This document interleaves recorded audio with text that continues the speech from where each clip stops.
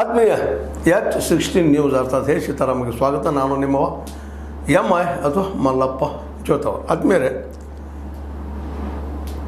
ನಮ್ಮ ಸಿದ್ದರಾಮಯ್ಯನವರು, ಪ್ರೀತಿಯಿಂದ ಕರೆಯುವ ಸಿದ್ದು ಅವರು, ಮುಂದಿನ 25 ವರ್ಷ ನಾವೇ ಆಡಳಿತ ಮಾಡ್ತೀವಿ, ನಾನೇ 5 ವರ್ಷ ಪೂರೈಸ್ತೀನಿ, ಎರಡು ಮಾತುಗಳನ್ನು ಭಾಳ ಆತ್ಮವಿಶ್ವಾಸದಿಂದ ವಿಧಾನಸಭೆಯಲ್ಲಿ ವ್ಯಕ್ತಪಡಿಸಿದ್ದಾರೆ.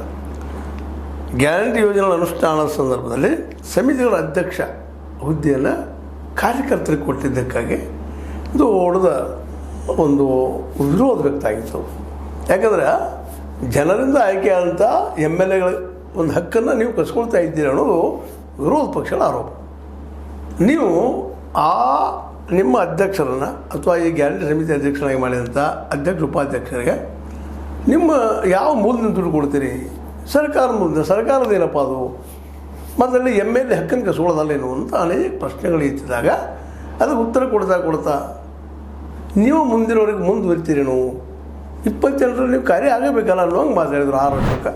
ಅದು ಉತ್ತರವಾಗಿ ನಾನೇ ಮುಂದಿನ ಮುಖ್ಯಮಂತ್ರಿ, 5 ವರ್ಷ ಪೂರೈಸ್ತೇನೆ, ಅಷ್ಟೇ ಅಲ್ಲ ಮುಂದಿನ 25 ವರ್ಷ ಕಾಂಗ್ರೆಸ್ಸಿಗರೇ ಆಳ್ತಾರೆ ಅದನ್ನು ಅನ್ನೋ ಮಾತನ್ನು ಹೇಳಿದ್ರು. ಈ ಕಾಲಕ್ಕೆ 2 ಮೆಸೇಜನ್ನು ಇಲ್ಲಿ ಕೊಡ್ರಿ.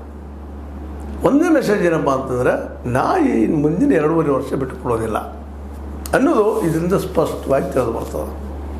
ಸುಮ್ಮನೆ ಅನಗತ್ಯವಾಗಿ ಅದು ಸಲುವಾಗಿ ತಿಕ್ಕಾಡ್ಲಿಕ್ಕೆ ಹೋಗ್ಬೇಡ್ರಿ, ಅದನ್ನು ಹೊಳ್ಳೆ ಪ್ರಶ್ನೆ ಎತ್ತಬೇಡ್ರಿ. ನಾವು ತೀರೋರು ಜೊತೆಗೆ ನಮ್ಮ ಕಾಂಗ್ರೆಸ್ ಮುಂದಿನ 25 ವರ್ಷವೂ ಆಳ್ತದೆ. 2 ಪಾಯಿಂಟ್ ಕ್ಲಿಯರ್ ಮಾಡಿಬಿಟ್ರು. ಅಂದ್ರೆ ಸ್ವಚ್ಛವಾಗಿ DK ಶಿವರಿಗೆ ಒಂದು ಉತ್ತರ ಕೊಟ್ಟರು, ನಾ ಬಿಡಲ್ಲಪ್ಪ ಈ 2.5 ವರ್ಷ, ನೀವು ಸುಮ್ಮನೆ ಗುದ್ದಾಡ್ಲಿಕ್ಕೆ ಹೋಗಬೇಡ, ನಂತರ ನಿಂದ ಸರ್ಕಾರ ಅನ್ನುವಂಗೆ ಉತ್ತರ ಕೊಟ್ಟಿದ್ದಾರೆ. ಅದೇ ಕಾಲಕ್ಕೆ 6 ವರ್ಷ ಕೊಟ್ಟರು. ಅನಗತ್ಯ ಏನು ಮಾಡ್ತಾಯಿದ್ದೀರಿ? ನಾವು ಕೊಡಬಾರ್ದು ಎಲ್ಲದ, ನಾವೇನು ಯಾರು ಹಕ್ಕು ಕಸ್ಕೊಂಡಿಲ್ಲ, ನಾವು ಅದನ್ನು ಅಬ್ಸರ್ವೇಷನ್ಗೆ ದುಡ್ಡು ಮುಟ್ತಾ ಇದ್ದೀನೋ, ಸರಿಯಾಗಿ ಆಗ್ತಾಯಿದ್ದೀನೋ, ನಮ್ಮ ಪ್ರಚಾರನೂ ಮಾಡ್ತಾಯಿದ್ದೀವಿ ಅನ್ನೋಂಗೆ ಮಾತಾಡಿದರು.